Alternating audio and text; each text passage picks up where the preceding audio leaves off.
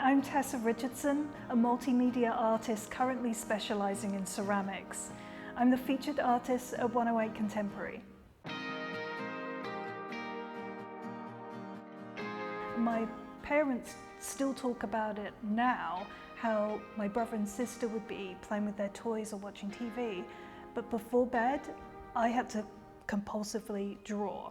To me, that's just how I kind of processed information on the world, really. Making with ceramics, you are always faced with destruction. Every step of it is a possibility of failure. And you kind of go into a contract with the clay where you form it to what you want it to be, but it will turn a different way if it wants to.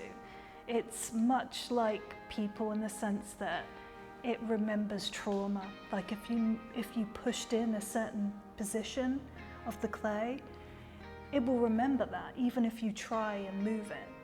And so, you know, there's that back and forth where you're kind of learning from the clay and the clay's disciplining you. Your objective isn't perfection.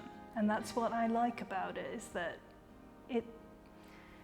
it teaches you to embrace that failure and to be okay with it. And I think that's what really helped me as an artist kind of go for it, was knowing that in this medium it could explode.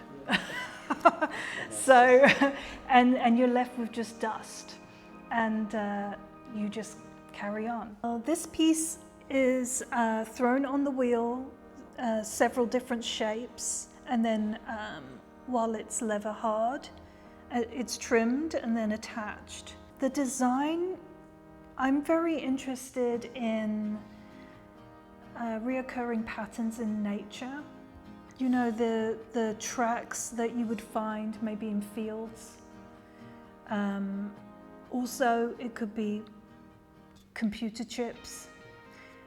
I always compare the natural with the man-made, and so this piece is kind of exploring the similarities and juxtaposition of both of those things. When I look at this, it reminds me of like flying over Vegas, where you like have all of those huge rectangles of just like desert and sand, and then it will change to be agriculture, and then change to just be housing.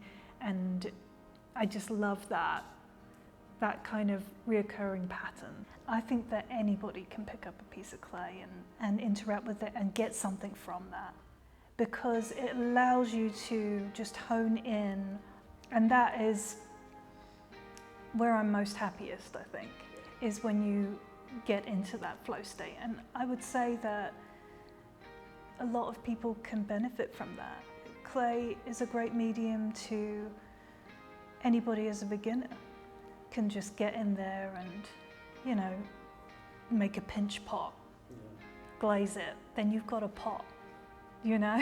It's kind of magical that you can make something that you can have coffee out of, you know? And I think a lot of people want that. They want that connection back to things, especially something as simple as a cup that you use multiple times a day. It's like, it's a tangible thing that you can feel and interact with. It grounds you, you know?